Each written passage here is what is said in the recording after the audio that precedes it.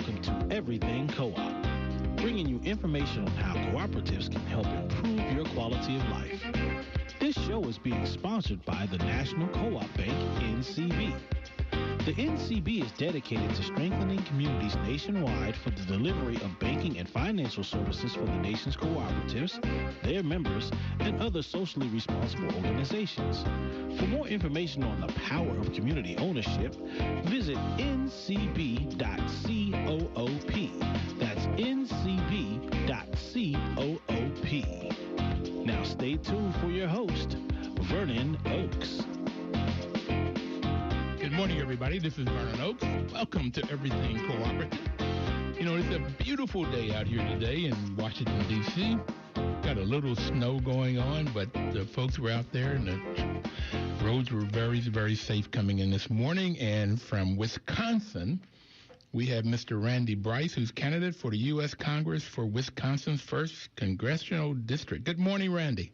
Good morning. Good morning. How are you doing, Vernon? I'm great. How are you doing this morning? I'm doing good. Thanks for the invitation. Thank you for taking time out. I know you must be very busy running for Congress. Yeah, we are kind of busy these days. Thank you for coming on, running against the Speaker of the House, Mr. Paul Ryan. Yes. That must be a daunting task. Well, it is, but I understand. I mean, my background's as a union ironworker, so I know that the best jobs are the ones that you work the hardest at. You appreciate them the most. That sounds like my grandfather talking about values. Work hard, yes. Yeah. He said, get an education, boy, and work hard. That was right. No, absolutely. It's. I mean, a lot of our country seemed to have taken a turn for the worse with the election in 2016, and it seems like we're headed more and more towards a corporate-based economy instead of one that's friendly to workers. And that's why I was so excited to get an invitation from you, a show dealing with worker co-ops, because being a union member myself, I understand, democracy in the workplace and worker rights. And just the fact that the income inequality and the ratio from CEOs to the worker has just ballooned up. And it's something that's getting out of control, and I fear if we don't do something too soon, we're not going to be able to do anything about it. Randy, it's out of control, and it's getting worse in that the 1%ers, those people at the top of the food chain, they get the most. I think it's like for every dollar we make in the U.S., that 1%ers get 57% of every dollar made, every piece of profit. And then that leaves 43% for us, the 49%ers, folks. And this tax bill, I think, is going to make it even worse. They might end up with 65, 75% of every dollar. Right. And, and it's very unpopular, and I'm really convinced that they're sure that it's an unpopular thing. And since they have control over the Senate, Congress, and the White House, they're going to get it jammed through because they can. And there's already a record number of Democratic challengers coming up. I think there's like 21, 23 Republicans that were in swing states that are looking at retirement because they see what's coming. And it's about time. There's more people, like regular working people, that I'm seeing step up to run for Congress. And there's no doubt in my mind that this blue wave, after seeing what happened in Virginia, and especially in a state like Alabama, electing a Democratic senator, that, the wave's coming, and it's going to overturn and take things back and make things right. Well, I want to go back to something you said earlier, and that's the values of working hard. The cooperative values they're based on the values of self-help, self-responsibility, democracy, which you've already mentioned, equality, equity, and solidarity, working together. And in the tradition of the founders, cooperative members believe in the ethical values of honesty, openness, social responsibility, and caring for one another. So where do you fit in that value chain? What did your parents teach you, and what values would you bring to Congress? Well, you just described my version of America. I'm also a vet, and that's the America that I wore a uniform for 3 years. Everything you just described. It's about looking at taking care of each other. I don't know we came out with an initial video that talks just about that. It deals a lot with healthcare, but it's all about, when everybody's going to fall down at some point in their life. And we're going to be so much stronger if we pick those people up and take them with us, because we're going to fall down. And those people, when they're healthy, they can help lift us up. It's just about doing the right thing. And it's just about, our most recent video came out, and it just talks about the basic difference, in my eyes, is that we care. We understand the struggles. We know what it's like. I mean, I know what it's like. Last year, I was working outside in the winter, downtown Milwaukee, on a new multi-story building. I was working 500 feet up in the air, and we had to have like a hand dryer just to warm our hands up to be able to hit the button so we could go back down to the ground. But we value, working people understand what it's like to struggle, to keep a roof over our heads, and to worry about, if we have children, about what their future is going to be like. What you described and being a union member myself, that's America for me. That's taking care of each other, looking out for each other.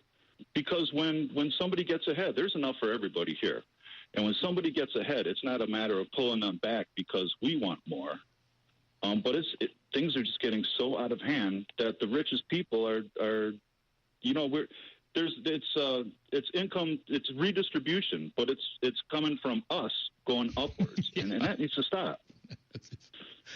Well, that's one of the reasons I like co-ops, and one of the things I talk about the why co-ops is that when people work in a co-op, and worker co-op is one, I'm going to talk about all four of the major categories before the end of the program, but the workers, the members, they get their salary or their hourly wage, and then they get to share in the profits. Any surpluses that they make, they get to share in it. So you end up finding that people get financial wealth if they work in a worker cooperative or a consumer cooperative, that this wealth is shared and decisions are made on what's best for the group. And I love it. Absolutely. Right. And, in addition to that, they're going to stay local. A co-op's going to stay local. It's not going to close up and move to a different place just for like tax incentives, which seems to be the craze for some businesses these days. And also layoffs are going to be a lot less, because when things get tighter, it's going to be spread around every place instead of just cutting a certain amount, cutting people's jobs away. So it benefits everybody. It's a win-win situation. You got it, bro. You got it. It's co-ops. The people live in the community, they work in the community, and so they spend their money in the community. So they have more to spend and hopefully to save, and that money stays in that community. And when I took economics, I didn't understand this multiplier effect, Randy. But if the money stays in that community 5, 6, 7, 8 times, then everybody is sharing that same dollar. A lot of people are sharing that dollar inside the community, where in most businesses, when their profits are made, if it's a shareholder business, that stays in the community maybe one turn. Somebody gets it and then they spend it, and then it's gone out of the community. And you don't get that sort of wealth building inside of communities. And right. You know it in rural communities, and I know it in both rural and urban communities, that this is what happens, and people end up, just not having hope. And then you get the opioid crisis stuff. All right. I love co-ops. You do too. So what's your platform? What are you trying to get accomplished? You've already mentioned healthcare. Right. Well, that's a huge one. I'm in favor of Medicare for all. There's no reason why we can't do that. Every other industrialized nation has some kind of universal health care. And for us, talking about just recently, an entire GE factory closed up shop and moved to Canada. And Congressman Ryan was talking about, the problem is the tax rate. Well, no, you need to look at the big picture. And we've been conditioned to believe what we're being fed. And the big picture is that when a company's moving up to Canada, Canada has universal health care. That's a cost that those businesses don't have to deal with. So they're at an unfair advantage of us. And there's no reason why, if we want to keep jobs here, we make sure that, small businesses, co-ops too, have health care, have some kind of health care to take care of our people. Absolutely. And, I mean, what the system we have right now, iron workers, we're self-insured, but we're paying an administrator to turn down our own members' claims. That's how they stay in business. And it's kind of a crazy way if you're talking about wanting our members to be healthy, is by, why don't we take care of it? And people say, well, we can't afford it. Well, yes, we can afford it. If we wouldn't send somebody when they get sick to have 50,000 different kinds of tests because somebody's making money off of each one of these tests, then they're going to be able to get cured a lot quicker and at a lot less cost.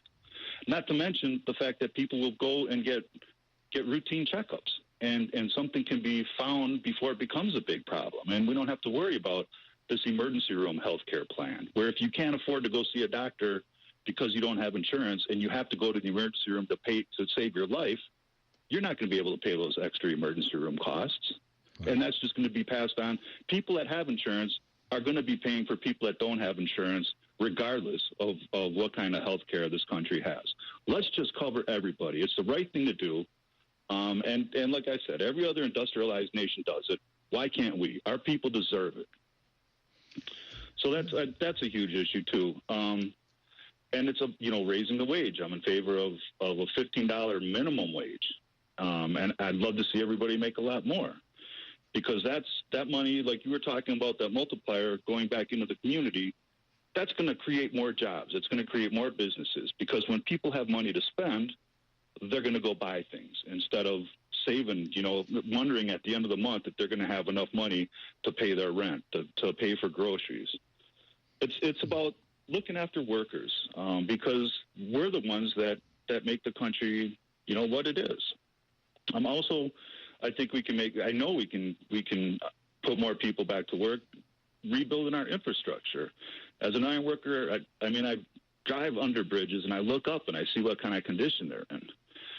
There's all kinds of jobs to be had there, good paying jobs. Yep. And that's something that I would like to say it can't be outsourced, but I'm seeing, entire bridges and workers coming in from overseas, or some car plants now, workers coming in from overseas. Wow. The United States has the best trained workforce in the world, in my eyes. And there's no reason why we can't keep our people at work on our lifelines, which is our infrastructure. So those are a few of the things that I'm really concerned about making sure that we get. Well, Randy, we're going to have to take our first break right now, but we got a lot to talk about, because I was an iron worker, not like you. My uncle was in New York. He was on the Twin Towers, and he would talk to me about that. But I was in the steel mills in Ford, and then I worked in the plant in Dearborn 1 year on the assembly line in the union. So we have a lot to talk about. I think this hour will go by very quick. The first segment has already gone back. And when we come back, I want to talk about the principles of cooperatives and see what you think about those. We'll be right back. Please don't touch that dial.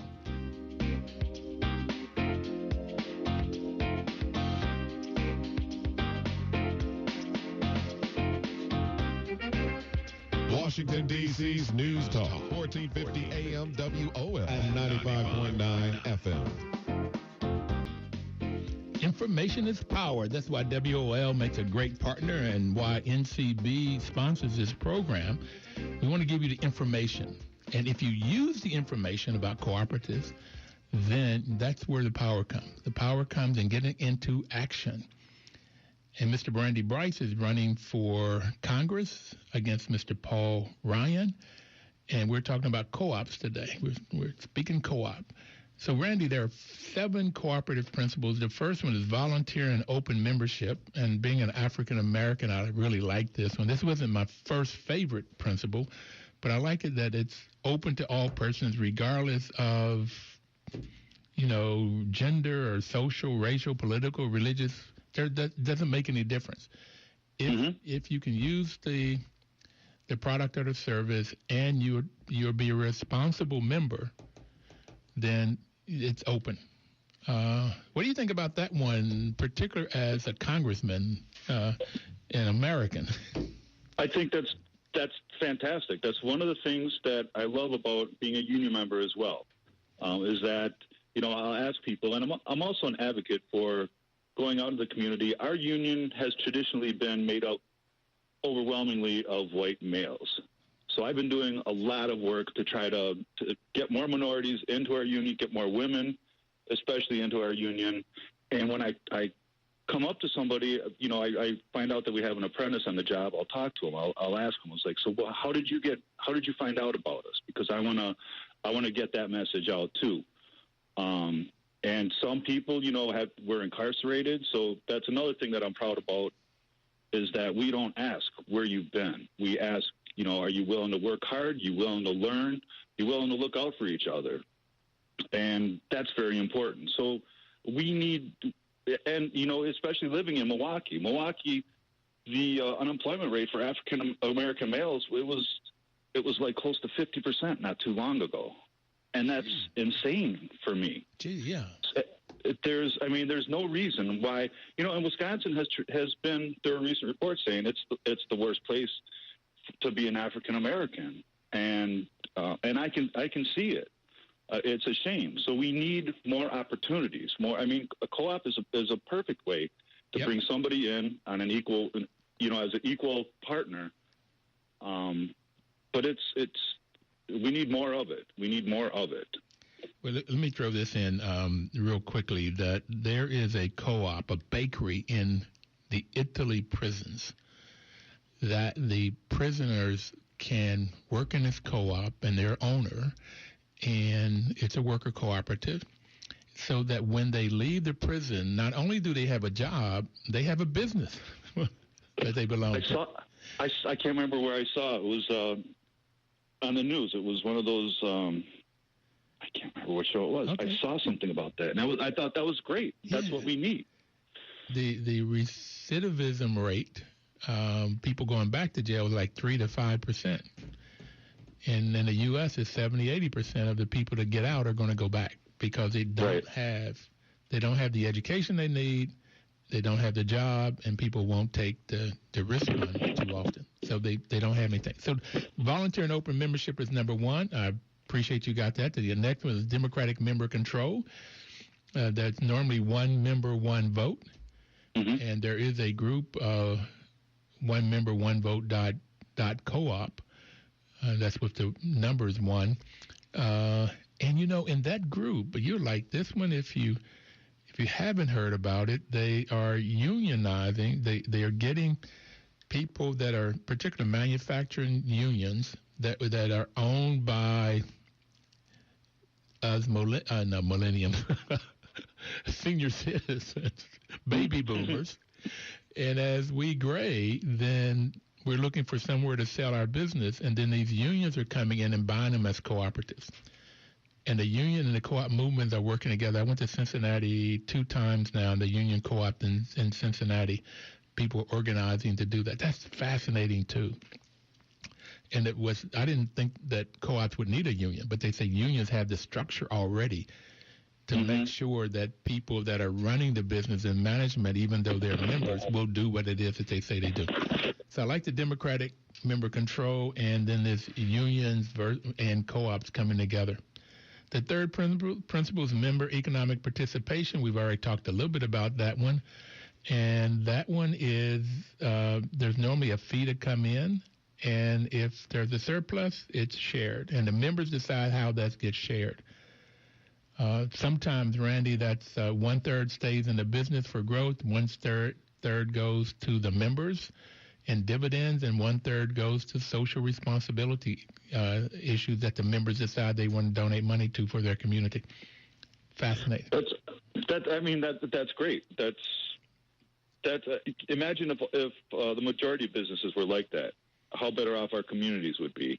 Not only is everybody sharing in the profits, but they're also happier where they're at, and their product is going to be that much better because they like what they're doing. Yes, absolutely.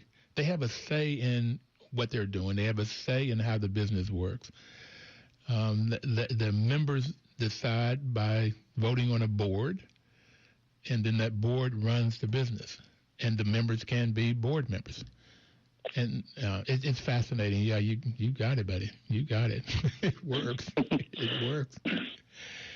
And it always comes to the question is why we don't have more, and that's why I wanted to have you on this program so quickly, is because it really takes government and government programming to help co-ops to work, and that's what's happening in Madison. I think they have $1 million a year for worker co-ops over a 5-year period. I think they're in their second year. Right. Yeah, that started 2015. And Mayor Soglin started doing that. I know, like, the Union Cab Company in Madison has been one that I've been aware of for a long time, and being very, socially responsible with the community. On Election Day, they give free rides to the polls for anybody that needs one. All you got to do is call them up. That's, again, an investment in the community, and the people understand that, and they appreciate that.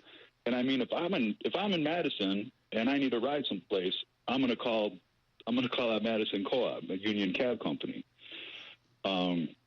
It's just all the way around better off for everybody. And as far as government's role goes, we have so much money being spent lobbying for people to, and it's for other corporations that aren't going to be so necessarily socially responsible. It's about big profits, and it's about getting rid of protections. Whereas the co-op is a complete opposite. They're not spending money. That they're doing the right thing by investing directly back into the community. Yeah, and see, the members end up deciding whether it's 1/3, 1/3, 1/3, or 1/2 that they keep in the business, and 1/4 they give to the community, and 1/4 they give to dividends. But they decide. The members decide what happens to these surplus. And that's what's also fascinating and cause people want to come to work, because they don't just have a boss. Matter of fact, they are the boss. The members are the boss. Mm-hmm. Okay, it works all the way around. The fifth one is my favorite, and that's education, training, and information. And that I've taught school for 12 years, and my mother was a school teacher. She went back to school and graduated with 6 kids when I was 13. Wow. Yeah. So that's impressive. She's my hero. My dad worked on the railroad, and he was a union guy. My granddad had worked in the mines, union guy. We're from West Virginia. But they all taught education. Get an education, boy. Get an education, boy. Get an education, boy. Yeah, I'm driving that into my son too. Yeah. So in the co-ops, it's in their DNA. It's a training for the members, for elected representatives, for managers, employees, and the community at large on what a co-op is and how they function, just like what we're talking about. And they really like to go after young people about the nature and the benefits of co-ops. Yeah. So I can preach all day, man. I can preach all day. It's good stuff. Yes, absolutely. And so education, I know when you mentioned healthcare, number one, and raising the minimum wage, having jobs that are good paying jobs, good quality jobs, infrastructure, I really would like for you, I didn't see it on your webpage, education. To me, that is one of the critical pieces, and I'm concerned about what Donald Trump is doing in that area also, and taking the public schools and wanting to take them all private and so forth. I don't know where that's going to go, but it doesn't sound good. No, and I am very much in favor of. I mean, we need something as far as when people get laid off.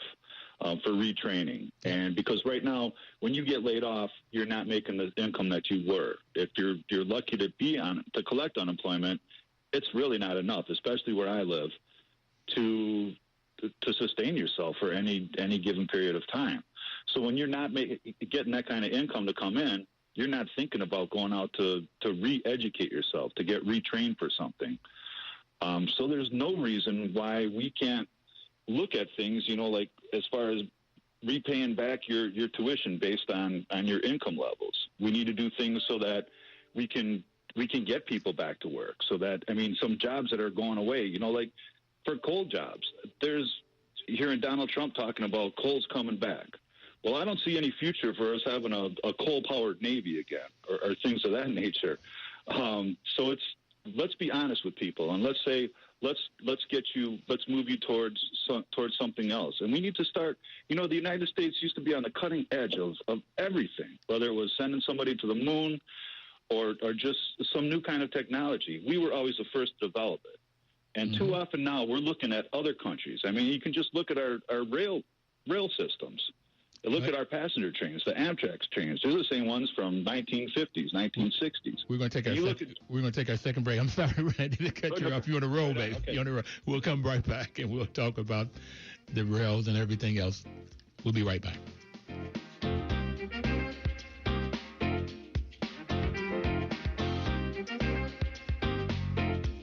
Washington, D.C.'s News Talk, 1450 AM WOL and 95.9 FM.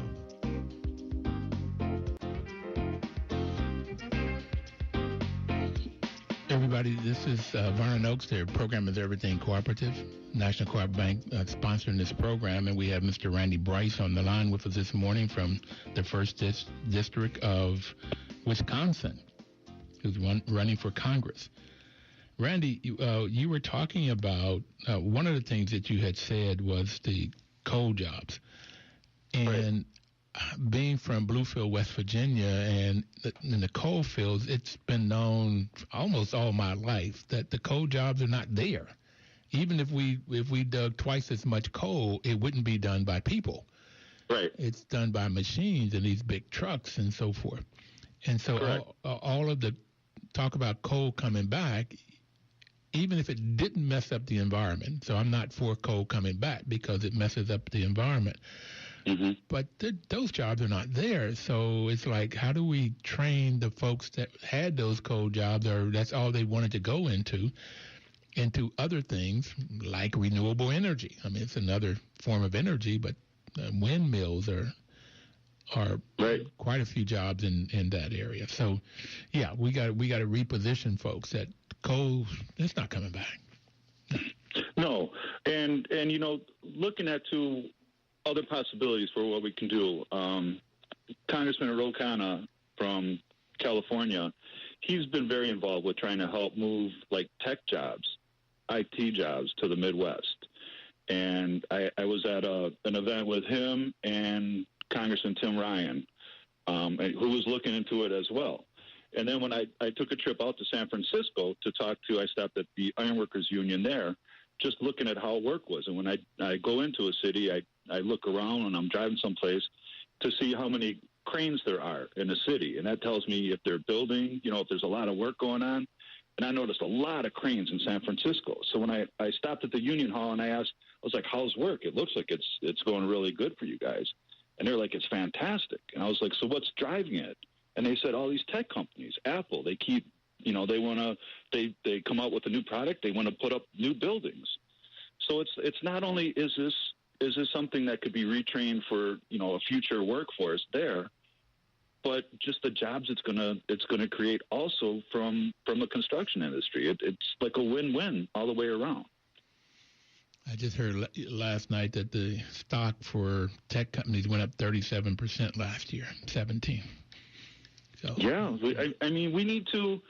We can either take the lead or we can sit back and watch and follow somebody else. And I've always been the kind of person to try to take the lead. And let's let other people watch what we're doing. Let's not look at them. Okay. Now the other two quickly I'll cover the other two principles. One is cooperation among cooperatives, and that is just the co-ops are working together. And the seventh one is concern for community, and we've already talked about that. And your background, your father, what did your mom and dad do? And my dad's a retired police officer, and my mom worked in a doctor's office, a medical assistant. Okay, so you did get the values. Okay. Yes. You got to hard work and take care of the community. All right. Right. And I understand your sister is a school teacher. She is. She helps teach English as a second language. She has her master's in linguistics. Wow. I got mine in mathematics. I couldn't talk, so I couldn't get the linguistics. I've been been working on that a long time. So what I want to talk about now are the four major types of co-ops, and then we'll get into a little bit more detail about the co-ops. But the first type is a worker co-op, and it depends on Randy and audience. It depends on who owns and controls the business. And so for a worker co-op, it's just what it says. The employees own and control the business. And therefore, it could be any business you can think of. Could be a worker-owned co-op. Union Cab is one in Wisconsin, but any business. And then if the people that buys the product or uses the service, if they own the business, then it's called a consumer cooperative. And that is housing co-ops, credit unions, a lot of food co-ops. Now, a food co-op could be an employee-owned worker cooperative, or it could be a consumer cooperative. Or I've seen a couple that are both, the workers and the consumers own it. There is a health clinic in Madison that's owned by the patients. So it's a patient-centric co-op, and so they're all about preventive medicine. How do I keep from getting the disease? How do I keep from getting diabetes or high blood pressure or cancer or whatever? And so the patients end up creating the policies for the clinic. And they're going to save a lot of money. Yes. Yeah. So the insurance would be less. Their whole medical bills would be less. Yeah, it just makes all the sense in the world. And they live a better quality of life, longer life. Right. Makes all the sense. It's hard to get them up and hard to get them going. I've had somebody on the program that talked about it. There's a recreational equipment company called REI. I forgot how many millions of members, but it's a consumer co-op. You go buy your boats and bicycles and camping gear there. And a couple started that in, I think it was San Francisco. Oh, no, Washington State. In the 20s or 30s, they couldn't get good equipment. And that's why a lot of co-ops get formed, is like credit unions or housing. You can't get good services, so people come together and form their own to solve that community need.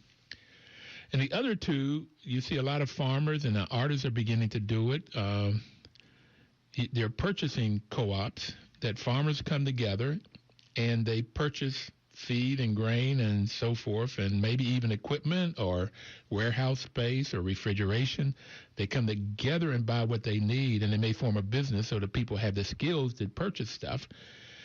And the farmers then are left to farm or raise whatever they raise. And then on the other end, once they raise it, they may form another type of business called a marketing cooperative. And farmers, you've heard of Cabot Cheese, Land of Lakes, Ocean Spray. These are all types of marketing co-ops. There's an artist co-op in Pittsburgh, Ujamaa, that is a co-op that the artists come together. And I was up in Ithaca, New York, and I went into one where they create bowls or paint pictures or do jewelry. And they may have a warehouse space where they can come together and share that warehouse space to produce, and then they have a gallery so they can show it, or they will have, open marketing of their products. Some musicians are beginning to do this, Randy. They'll come together and play music because what I was told, it was just quite interesting, is musicians' income are, it doesn't just happen where they get a lot of income and then it's up and down. It's feast or famine. So the co-op is beginning to see how to smooth that income out.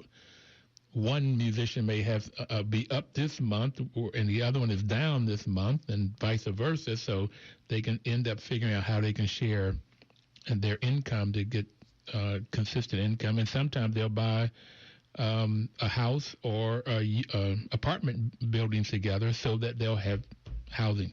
So they're helping each other. This whole thing of caring for each other. So those are the four types.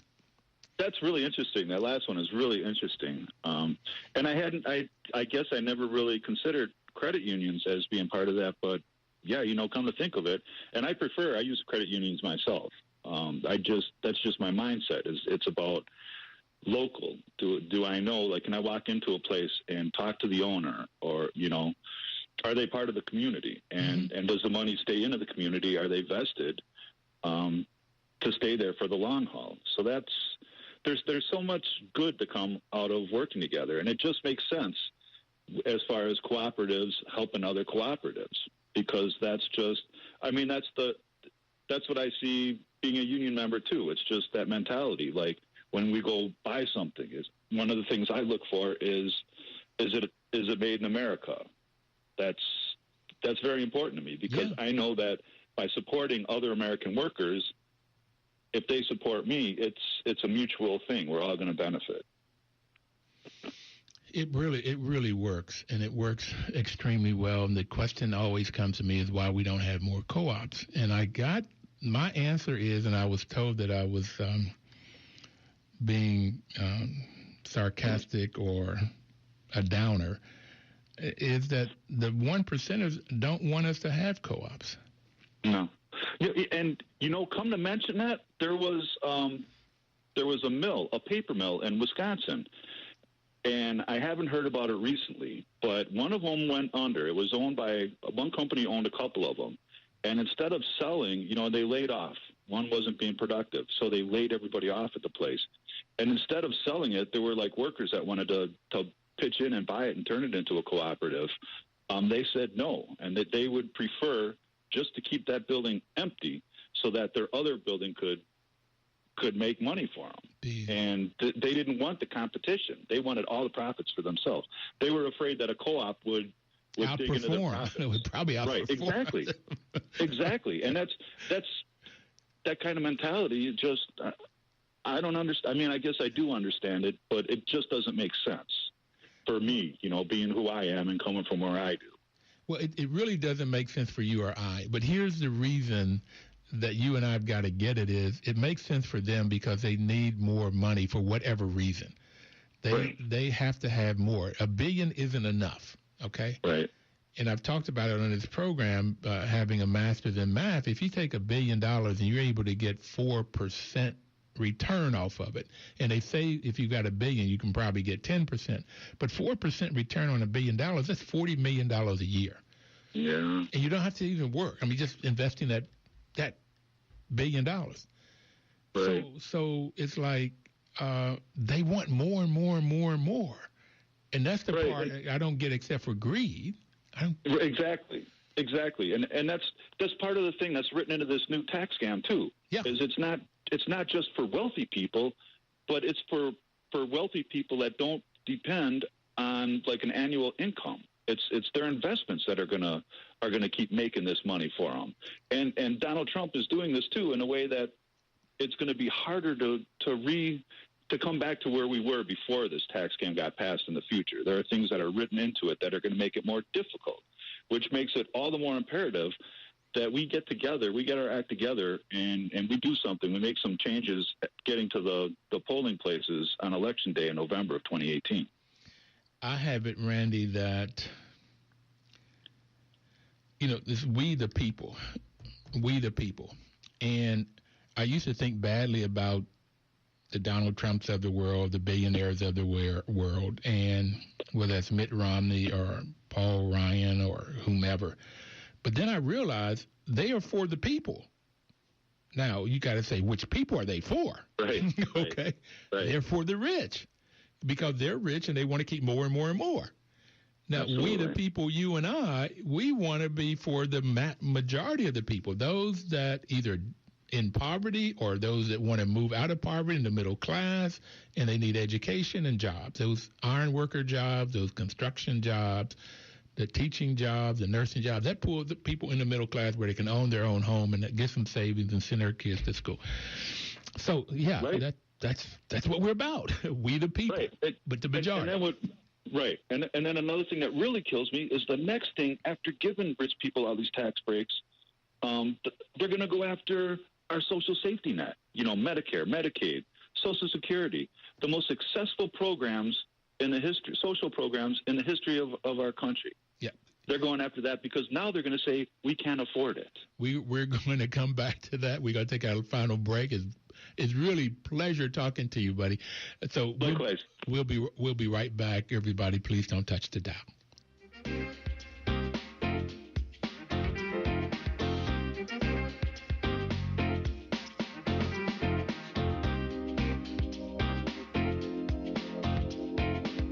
Washington, D.C.'s News Talk, 1450 AM WOL and 95.9 FM.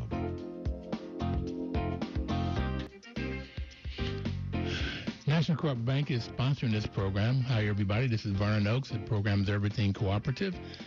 NCB's mission is to support and be an advocate for America's cooperatives and their members, especially in low-income communities, by providing innovative financial and related services.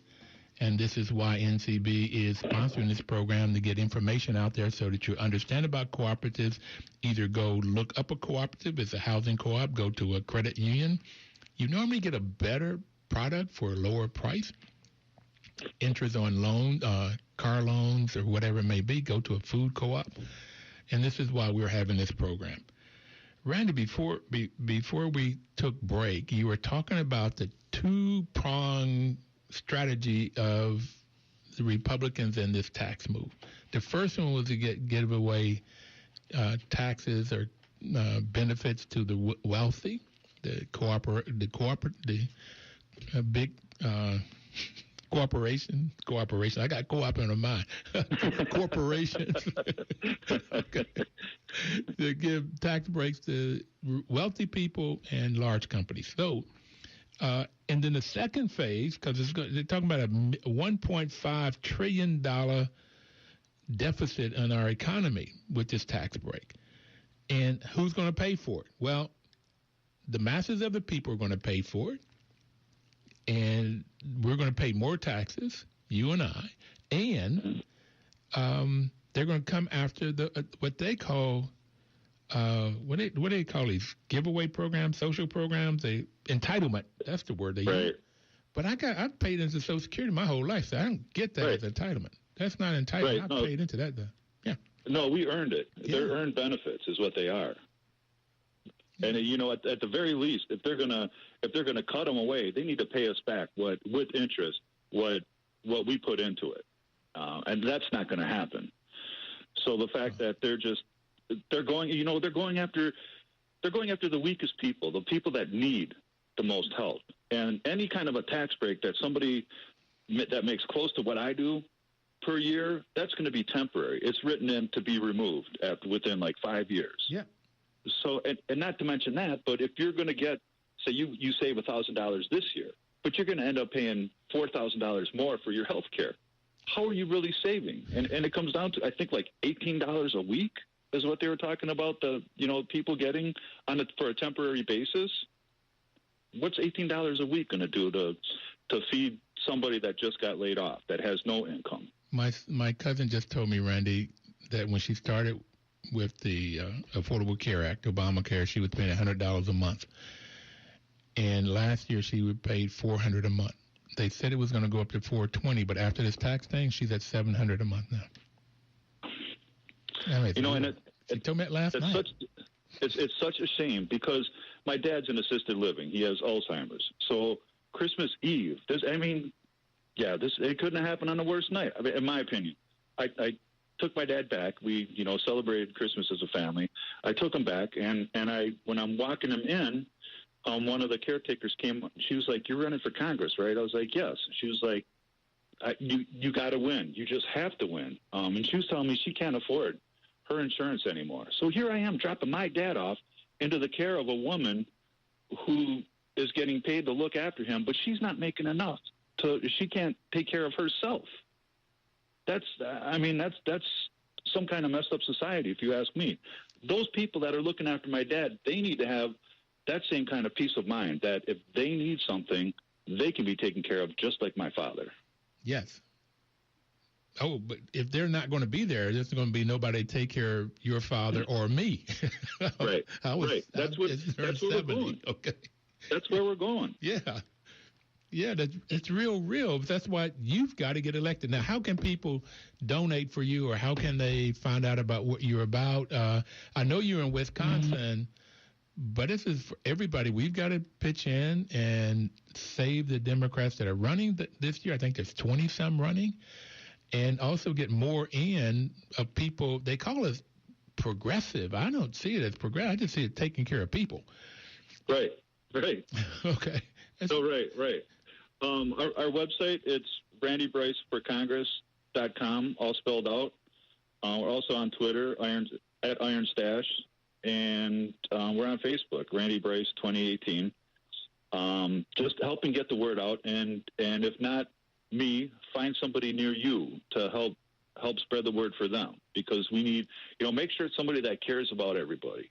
And there are more and more of us running. And not just that, but think about running yourself, because last year at this time, I was just one hacked off iron worker, freezing my butt off, who couldn't believe that somebody like Donald Trump was going to be living in our White House. And now seeing where our country is going, I was like, no. It got to the point where I had been repeatedly asked to run. And it got to the point, I said, if not me, who better than me to make decisions that I'm going to feel comfortable with, that I know my neighbors are going to be taken care of. Their kids are going to grow up in a better place. So it's not just about helping me. It's about thinking about getting involved yourself, because we need more participation, and make phone calls to Congress when they're going to come up and start trying to pull this baloney with taking away our Social Security and Medicare and Medicaid. Make a phone call. Pick up that phone and keep calling, and fill up their voicemail boxes. We have to be heard. That's what it's all about. That's why I'm running, is to not just represent, but to give working people a voice. So don't just depend on representatives to cast a vote for you. Make sure they hear. And I keep going up to Madison, Wisconsin, even though we're in a Republican-controlled state. People keep asking me, why do you bother to go to Madison and testify on behalf of legislation that's going to hurt us? And the reason I go is because even though I know what they're going to vote on, how they're going to vote, it's once we stop speaking up and they don't hear us anymore, that they're going to think what they're doing is okay. So even if we're outnumbered, we need to speak up and be heard. Randy Bryce, RandyBryce. Correct. For Congress.com.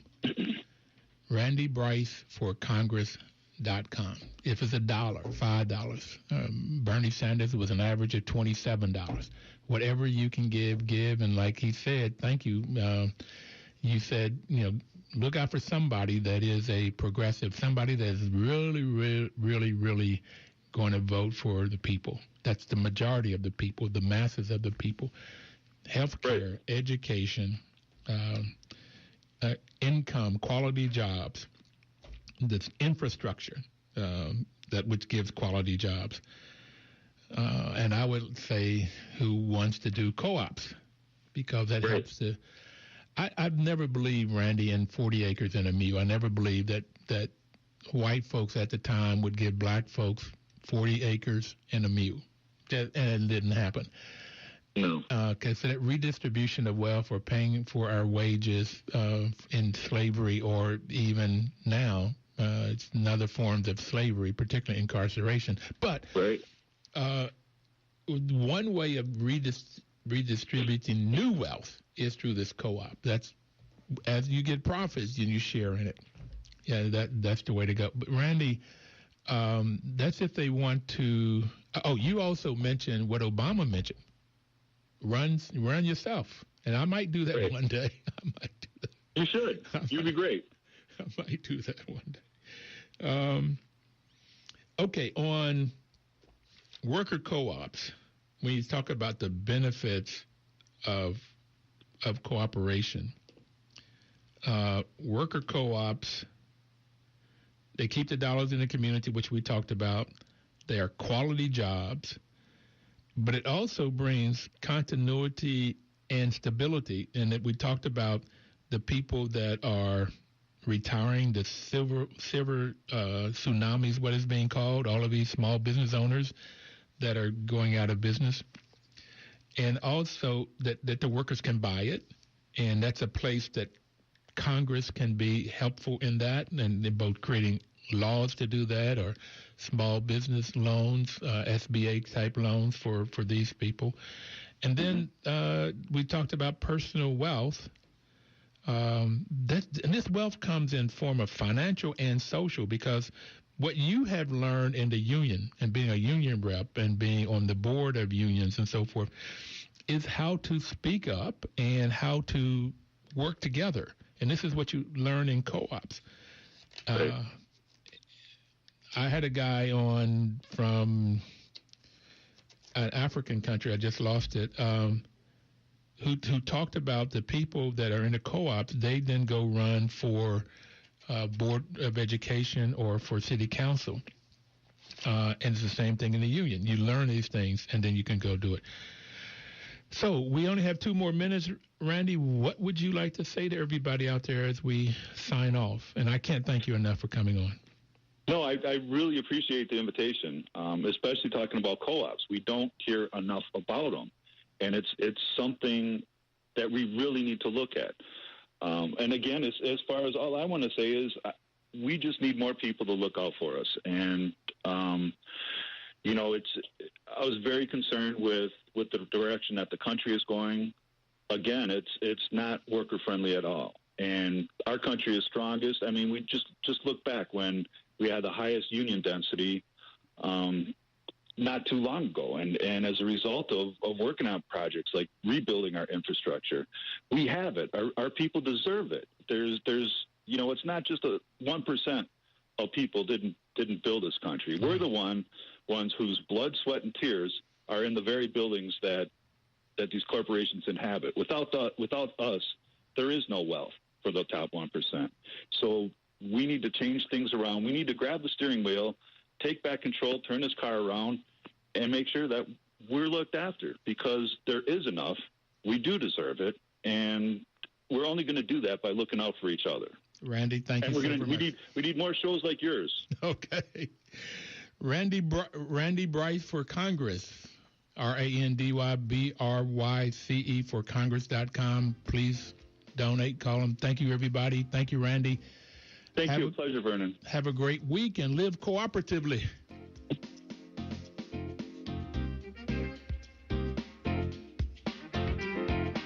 Washington, D.C.'s News Talk, 1450 AM WOL and 95.9 FM.